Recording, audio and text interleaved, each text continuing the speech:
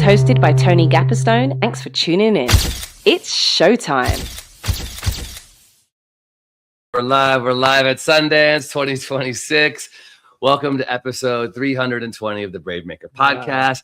We're in the Bravemaker condo in Park City, right off of Main Street. And we have Nicholas Bruckman with our special guest today. What's going on, everybody? My name is Tony. I am a writer, director, filmmaker, and the founder of Bravemaker. And I'll toss it over here. Hey, y'all. It's Priscilla Lamb. I am she, her.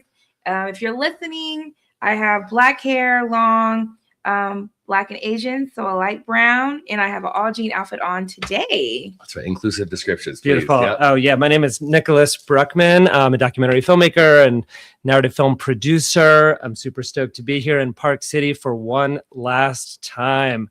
So epic to be back here with you guys. I'm a big fan of you, Tony and Priscilla and Bravemaker. Thank you. And I am a olive-skinned man with medium-length hair wearing a black turtleneck and extremely handsome. Confident.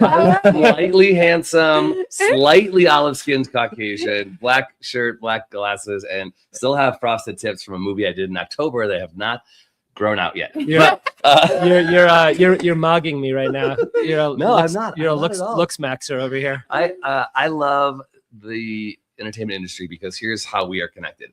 In 2022, Nick had a film called Not Going Quietly that was in South by. It was South by and Tribeca. And Tribeca. And I don't remember how I found it, just in these kind of film fest streets. I heard about it, and the subject of the film, what's his last name? Ady Barkan. Ady. Loved what he was doing, started following it. And I said, I would love to feature this at Bravemaker. So we had your film in our festival. In fact, we don't have it here, but one of our banners features your film. Oh, sick. Yeah, that we have. So we had cool. like 4 different rotating. I only brought 2.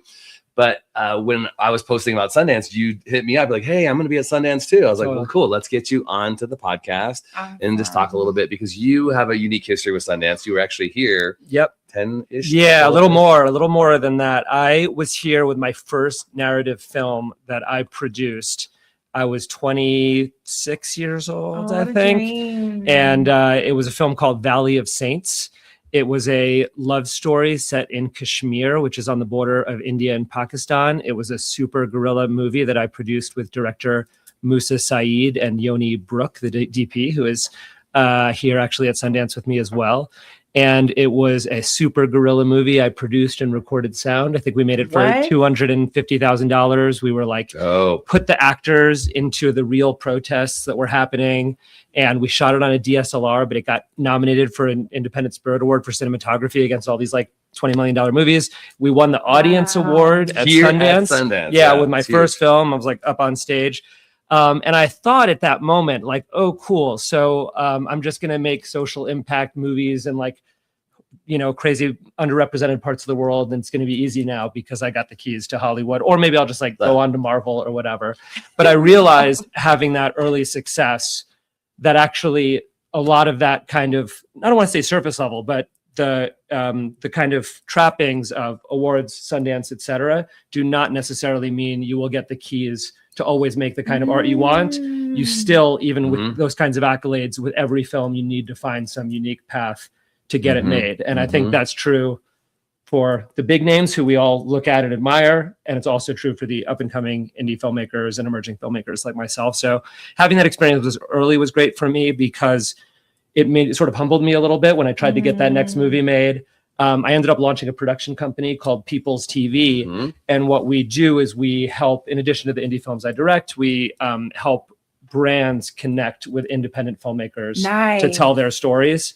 Some of those are really cool stories that have ended up at film festivals. Some of them are more in the kind of commercial realm, but the spirit of the company, and we kind of put this in our bio, is to bring Sundance level storytelling to foundations, nonprofit, social movements. So I split my time running that company and then also directing a movie every couple of years.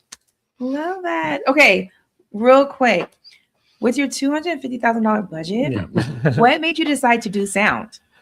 If you're already producing, you already had a role. So like, what made you be like, you know what, guys? I'm gonna save us this money. I'm gonna do sound. Yeah.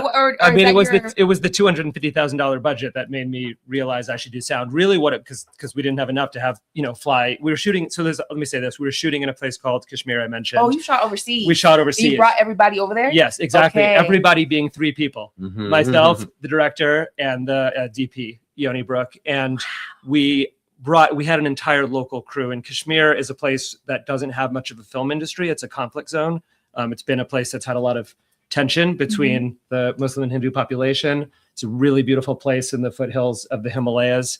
And there's no local film industry there to speak of. It's very sad, but because of the military occupation from the Indian government, it's much like other conflict zones around the world, like Palestine, Chechnya, and other places where the local art scene has not had a chance to flourish. There used to be cinemas there; they're all closed. Since then, that's opened again. But basically, there aren't any sound recordists there, unfortunately. Okay. We did go to the local film and journalism schools though, and we brought people out and taught them how to hold a reflector and do stuff. And that I'm really passionate about, not just in kind of underrepresented places like that, but in general, just helping people break in right now. In fact, I would say the number one reason I'm here and let me spend an hour talking to you guys is not just talk to you, but my current. Now that I've built what I think is, I would say a middle class film lifestyle, I realize how difficult and unattainable that is for so many people. Yes. And so I'm really trying to spend more time communicating about some of the strategies and balances and equilibriums I've created to try and how I advise other people. Because I do think a lot of people just shoot for the stars. Yes, I want to work with the Isas. I want to work with the...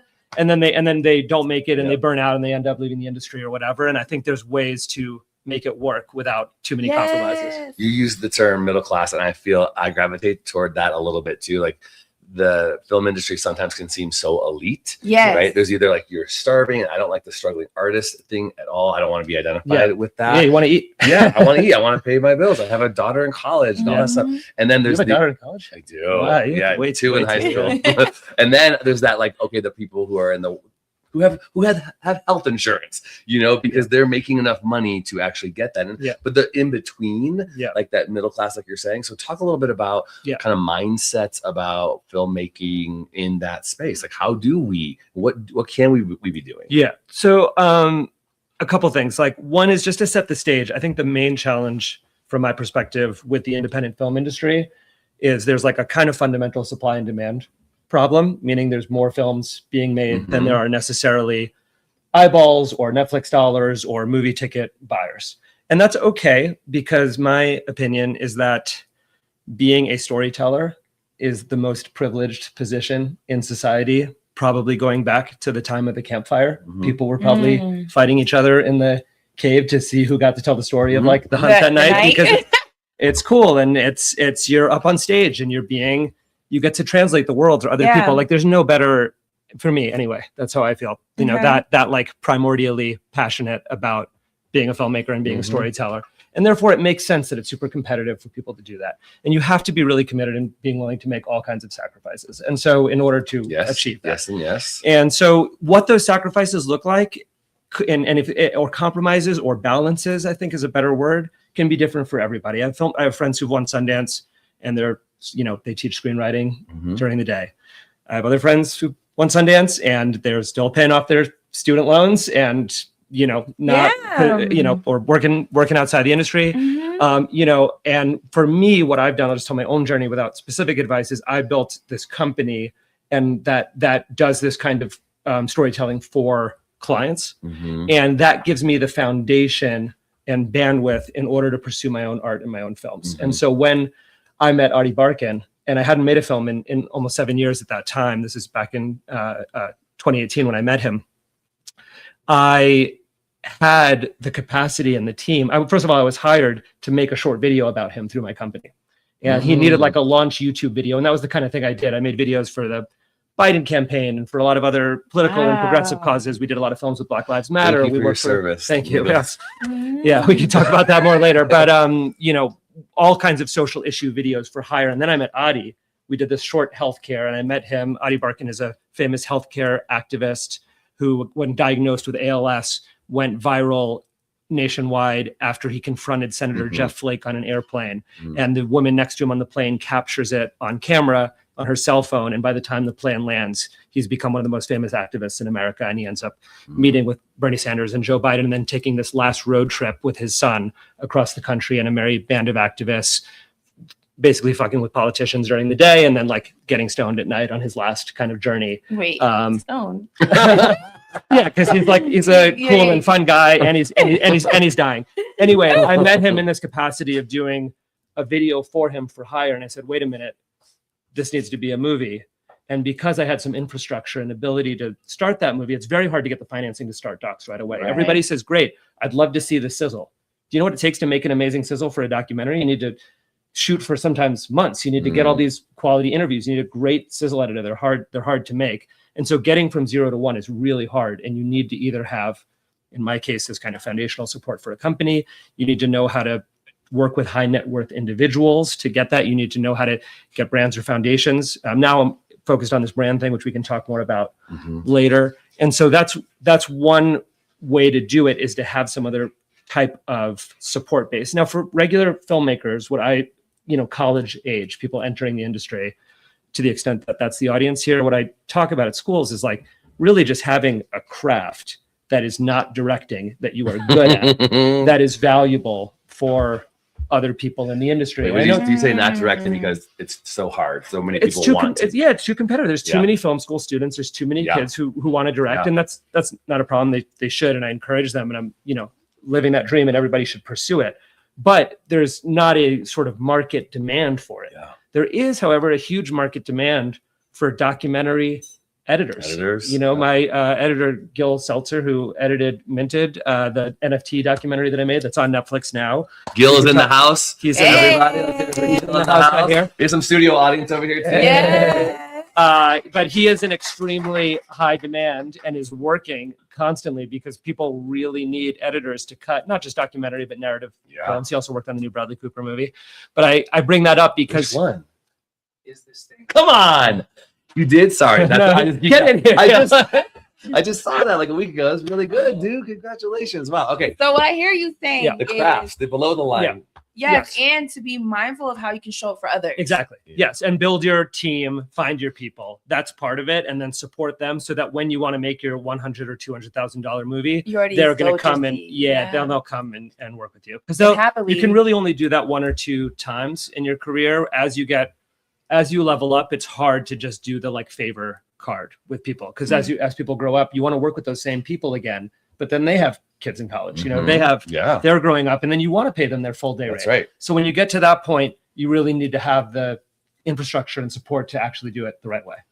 I just wanted to highlight, let's clip that, what Nicholas just said, because I think I'm thinking about my kids too. I have 2 in high school, 1 in college. I have one who's really good at editing stuff. I'm like, you could make a career off this, girl. Keep going, especially with all of the things that are happening on phones and, that kind of content creation thing. Yeah. I think we don't push enough the sound design, the sound recording, all of those things. If you're a cinematographer, you're working way more than a director, because you're going from project to project to project to project. For me as a director, I'm glad when I get to do 1 feature every 2 years, like that kind of thing. So I think what you're saying is super crucial, but it's it's like the glamorous thing to be able to be the writer and director. That feels a little more privileged, not middle class. Yes, exactly. But doing the other work, editing is an example. But when George Lucas is making Star Wars, he knows a shitload about every single department, right? He's went over to the miniature department and told them how to do their thing. Goes to makeup, goes to costume. He knows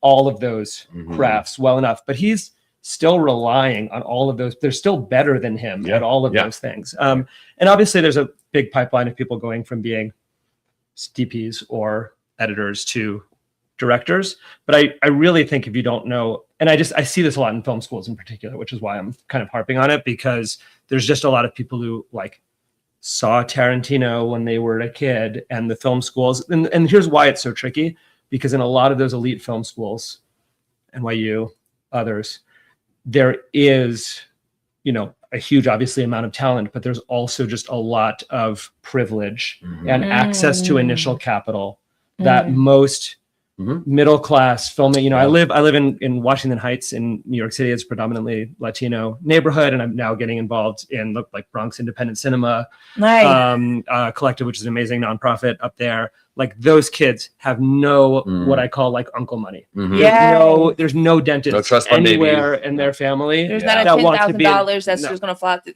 No, exactly. And so if they want to save that money to make their film, they really should learn how to like be a gaffer and try to work and be really good at that craft and put themselves out there. Of course, they'll learn lighting their own film in the process. Yeah. But if you don't do that, you're going to end up, waiting tables or going into another industry. So I like really try to get people to market and build their craft. It could be below the line. It could also be, producing and other types of fundraising or office work or marketing or being a great social media person. It doesn't necessarily need to be like a crew position, but it's staying connected to like a value generating skill within the industry. And it's not a plan B. It's like your foundation. And that's kind of what I did. I was a freelance editor and, built up my company. And now that foundation for me is actually a team. And we have, 15 employees. Wow. Yes. So it works. But, a lot of my time is like HR, payroll, talking to clients, managing a team Very of producers. sexy stuff. Yeah, You're a business exactly. owner. You're Exactly. doing a But lot of- but it's given me the ability now, since Not Going Quietly, I've directed two more films. I made a film, and I mentioned about NFTs that's on Netflix right now. My first time selling a film to Netflix, so that was Congratulations. really, really good. I talk about it all the time. It's called Minted: The Rise and Fall of the NFT. It premiered at the Tribeca Film Festival. Did not get into Sundance, but it still had a great run. And that's another point. Your movie can succeed outside even of if it doesn't this. get into Sundance. Yeah. But that's a whole nother. What was that conversation like though? Because you're an alumni. Yeah. I'm sure you had some contacts. Yeah.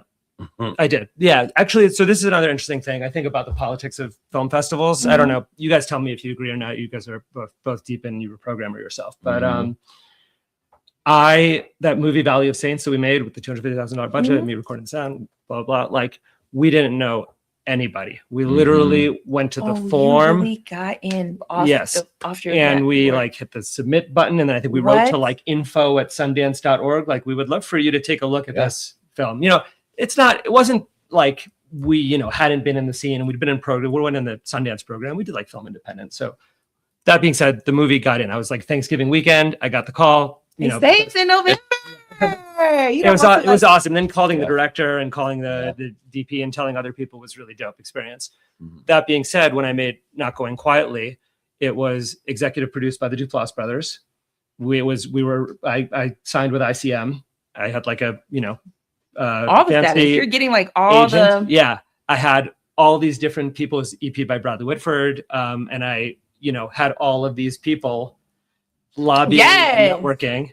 And I got this really thoughtful, touching 2-page long email from I can't remember which programmer at the time, like telling me how much they loved the movie, but blah blah blah. And I actually had I think that might have been like one of the few times something work related like actually made me cry. Then a couple weeks later, it got into South by Southwest, and I was stoked about that. And I was like charging up to go to South by Southwest. Then South by Southwest went virtual. Oh, that was 20. It was 20. So we got into Tribeca 2020. There's a whole nother story, but it got into Tribeca 2020. The entire world shut down then. And it got into South by Southwest 2021, which was supposed to be live because we were like coming out of it. And they went virtual. And then some other wave happened. But the film had an amazing life, both Not Going Quietly and Minted. Yeah. Both, one was on POV, one was on Independent Lens. Not Going Quietly was on Hulu. Got multiple Emmy nominations. I'm very proud of it. We did this whole impact campaign. We showed it in Washington, DC with Nancy Pelosi and all kinds of people.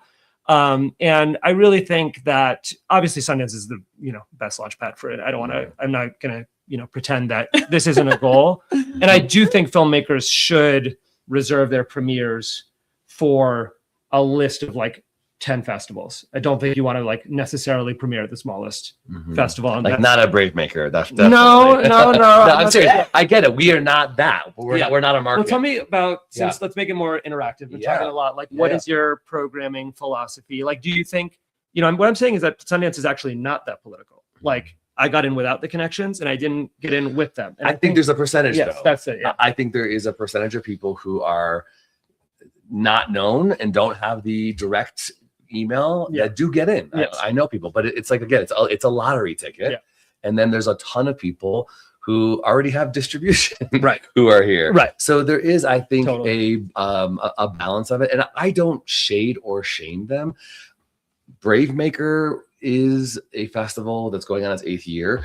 We have relationships with filmmakers. Sometimes they'll be like, hey, I am an alum. Don't forget. I don't watch anything until all of our jury and screeners watch it 3 times and get a certain level. And then I watch it. But it'd be dishonest for me to say, if a friend of mine said, hey, I submitted my film, just want you to know it's in the portal. Yep. And if I look in the portal and it's not above a 6, I'm like, hey, why isn't it above a 6 out of 10? Yeah. I will go in there and try to understand. And I will talk to the team and go, tell me why we shouldn't program this, because here's why I might advocate for it. That's why I think the political thing, I don't shade that at all. I think that is important. But we also are giving everybody an equal playing field. No, relationships with programmers are really important. And that's the same with Tribeca. I've now shown 3 projects at Tribeca in a row. Not Going Quietly, minted, and the latest doc series I directed called The Price of Milk premiered in June there, and talk more about that. And that was really based on kind of a consistent follow-up, letting them know what I was working on, staying in touch with them. So I'm not saying that don't do that, but I think the number one thing I think filmmakers should do, at least I'll speak to documentary, it's a little bit different narrative, and I don't really, claim that as like my space of expertise.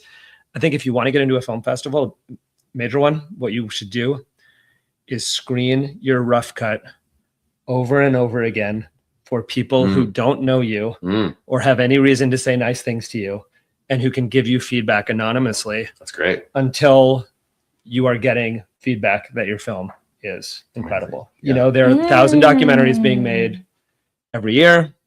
There's 16 slots or whatever in the competition here. There's, across all the A-list, top 10 film festivals, you've got whatever, a 5 or 10% chance of being in that crop.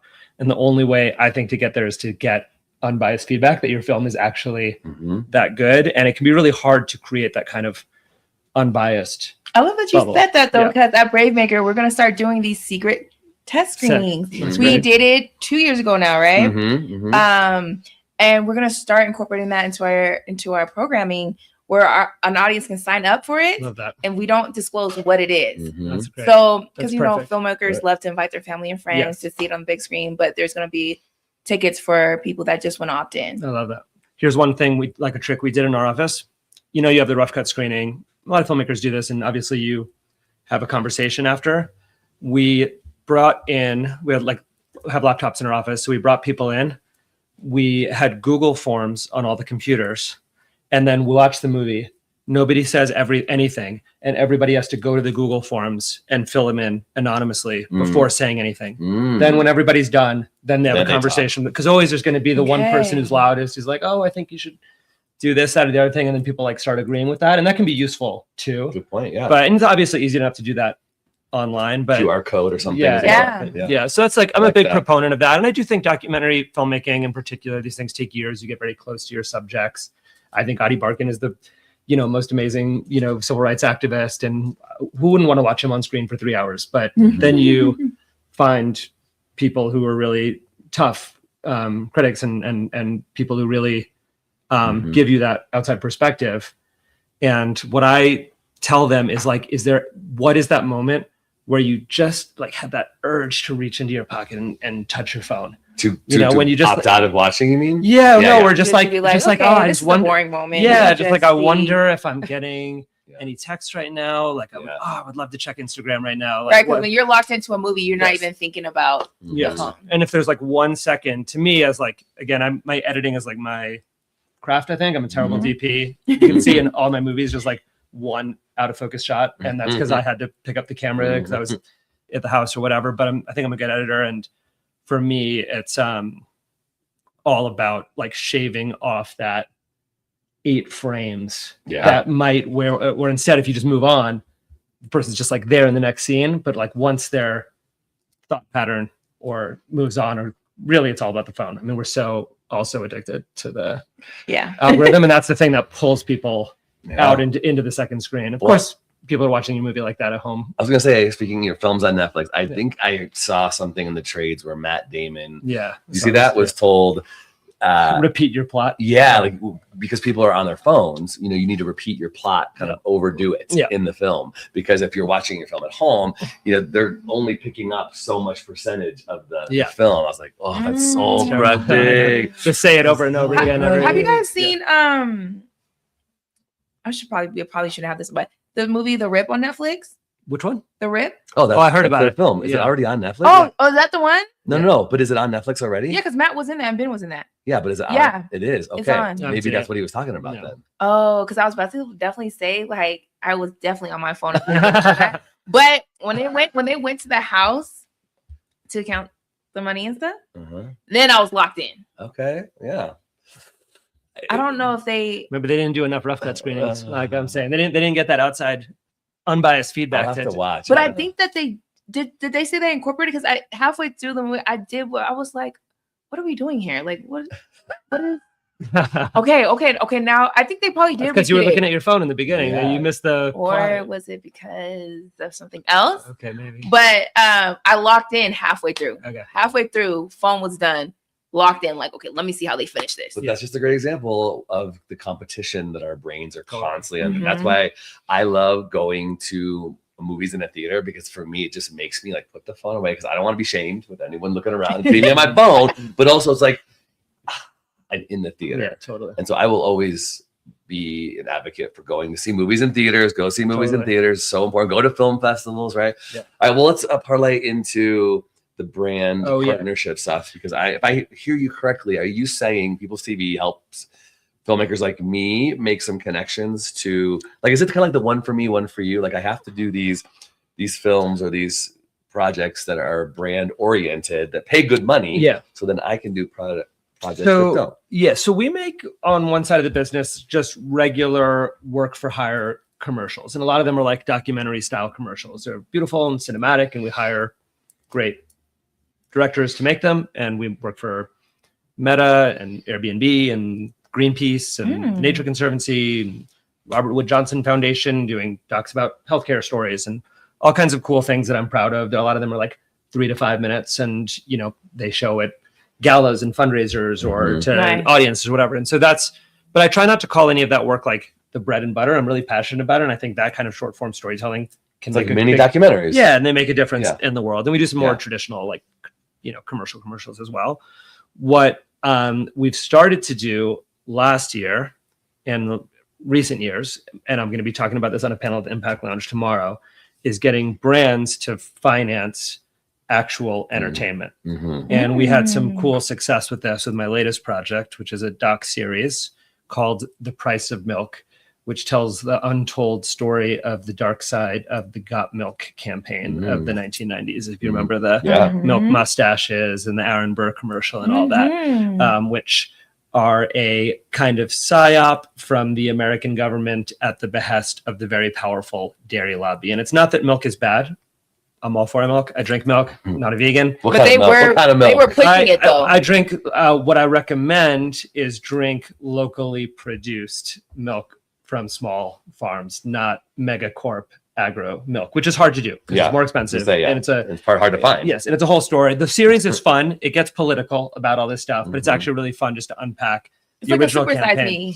Yes, it is kind of like that. Yeah, it gets into the food. It's less about diet and more about like where the food comes from. But it's cool because the star of the show is the guy who came up with Got Milk. He's a famous ad exec, and he came up with those two words, and it's basically the most famous advertising slogan in all of history. And yet he goes on this journey discovering how that campaign, which is mandated by the government, all farmers have to pay into it, has been part of destroying the small family dairy farm. Most of them are going out of business, and they're all being subsumed by these big farms that benefit from that money. That project was financed entirely a plant-based milk company. Oat milk? Oat milk, indeed. My favorite. Which is also great. And the cool thing about that project, I co-directed it, we produced it at the company, is that we, I believe, maintained real creative and editorial independence from the brand. Obviously, it's an interesting situation because oat milk has a benefit but we were very careful not to say, drink oat milk. There's no oat milk in the show. And there's not even a suggestion that one should not drink milk. It really just reveals how the problems in our food system and ultimately the problems with, capitalism that could apply to any, because you see the way politicians do all of these things that benefit the giant dairy corporations and co-ops and all that. And so it's a political story. It was very, I think, risk-taking on their part to make it. And we kind of proved our independence because it premiered at Tribeca in June, which is cool. It's a series. It's 4 30-minute episodes. We're going to show some of it tomorrow on this panel. So if people are at Sundance now, come to the Impact Lounge tomorrow at 1 p.m. And we're going to talk like really under the hood about how we made that work, even like contractually. How do we work with the brand to make something that they would like without them kind of ruining it and turning it into a commercial? And so I'm kind of bullish on that form of entertainment. I'm certainly not the only person doing it. And I think there's a lot of docs and there's a lot of foundations, brands, organizations that want to be in this world. They want to be at Sundance. They want to make this kind of impact.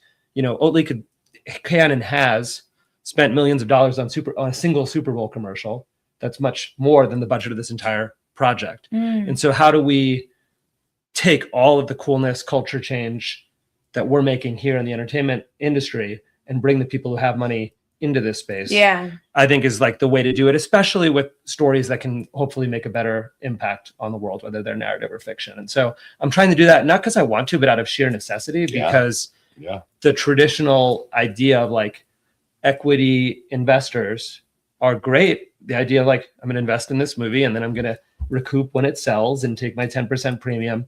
That's not really a business model anymore, because unfortunately just the raw economics for, I don't know what the percentage is, but I'm going to say the vast majority of independent film do not sell for the amount of money that they cost to make. And so how do you fill that gap? I think it's with people, whether it's high net worth individuals, whether it's foundations or brands that can help fill that gap because of the impact that the story will make in the world. Now, have you done this on the narrative side? Have you partnered a brand with a narrative film yet, or just only docs? Working on that now. I don't have a case study for it yet, but there are that I have not worked on. Some both like big studio films and some smaller films that have had success in doing. I'll tell you what I would love. My first feature narrative film, I was like, I wanted to get BetterHelp, like the online phone counseling. That would have been the best because a character in my film is processing her grief to suicide, loosely based on my own journey with my family member. And I thought, you see her grappling with how do I get access to therapy? Oh, she starts on her phone. It's never like any kind of name thing, but like, oh, that would have been perfect. BetterHelp. Did you try pitching it to them? We did, but we never got anywhere. We just didn't have any. It takes really like sophisticated brand marketing people to do it. And you do need to think about like, why is this beneficial to them without sacrificing the editorial? Right. You don't want BetterHelp them. Exactly. Like screenshot insert. You don't want that. That's not really what I'm talking. But what you just or do we for $200,000? Well, I felt, but when he just said about the old milk thing, I was like, I kind of got like excited. Like if there was a company that was so savvy and so generous that they wanted to do a movie that would benefit them like that would be a great. Well, I'll tell you that Calm, which is a sort of meditative app, it's not the same as BetterHelp. Right. They financed a documentary series on Apple TV that is basically like, it's basically a nature doc series, but it's instead of like kind of like David Attenborough, like grizzlies, attacking each other. It's just like beautiful landscapes of nature and like very like sultry, slow, meditative like VO. ASMR type stuff. Yeah, exactly. And it just says like calm at the end, but it's actually like a TV show brought to you by a like health app. And there's a lot of case studies out this for that. And it is tough to connect to the right people in the brands, but they're here. It's the same people having the United Lounge and that's why they're here. Dude, the Impact Lounge, by the way, the amount of things they have there in the space for free and food and drink and coffee. It's a vibe. It's a vibe. And I know they reached out to Bravemaker. Hey, do you want to be a sponsor? I was like, yeah, sure. What does that mean? And they're like $50,000. We're not the right people. But there's money out there. That said, there's money out there and it's learning. Yeah, people should go. And I think the Impact Lounge is cool. Another event, the Bravemaker Party tonight is the event. Yeah, I love it. Thank you for the plug. But tomorrow, I'm co-hosting. People's TV is co-hosting an event called Behind the Camera House, which is at Woodside, and you can RSVP still as you're watching this. Are you doing two things tomorrow then? You're doing Impact Lounge? Yeah, so I'm doing Impact Lounge at 1, and then I'm on a panel as part of this Behind the Camera House, which is mostly actually below the line folks with projects this year. And then we have a mixer at 6 p.m. So we will repost all of this stuff on our Instagram at bravemaker.org. Smash that subscribe That's button. right. Yeah. That's right. Okay, question. Yeah. As a filmmaker, Yep. could we reach out to People's TV Yeah. and hire you as a brand marketing consultant? Yes. Okay. You can do Okay. that. Yeah.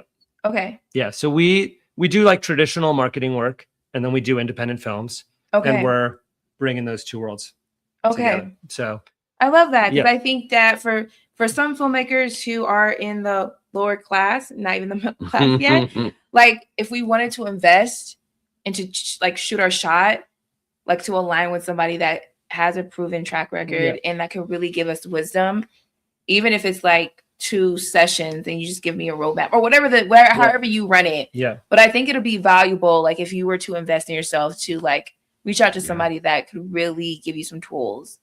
Yeah, Okay, that's that's cool. good Let's to talk more know. about it. Yeah. But yeah, I'm definitely, as we wrap up here, just want to say that I really respect what you guys do. I think you guys are filling a very important niche, both like the media component, having the space at Sundance, running a film festival. There's so few exhibition spaces left. There's so few people going to theaters. And so you guys are doing the work, and I appreciate that. And similarly, in terms of trying to help folks who are emerging, I definitely try to make myself accessible. We do have internships for folks. We're based in New York and DC. Nice. So we, take on interns. We do hire freelance crew and stuff like that. So I'm trying to make myself available. You can find me on Instagram at Nicholas Bruckman. You can check out peoples.tv. That's both the website and the IG account. And I would love to meet you here in Park City or at Bravemaker.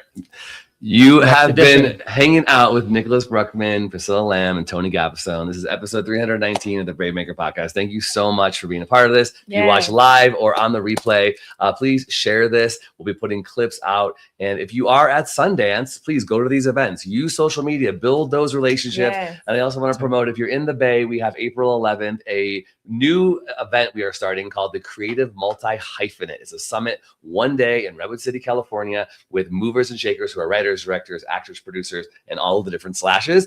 And then we are going to be in Los Angeles on February 11th, Wednesday, at the LA Connection Theater for a Bravemaker event. Hope to see you there. Brave stories change the world. And you are the story. All right, we'll see you next time. Thank you. guys. Thanks, everybody.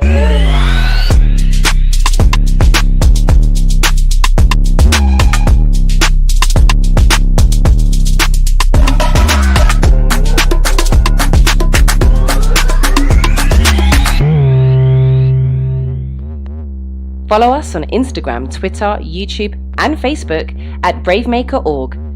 Like, subscribe, and share. To become a monthly donor, text the word BRAVEMAKER to 44321 or go to bravemaker.com/donate. Thanks for tuning in.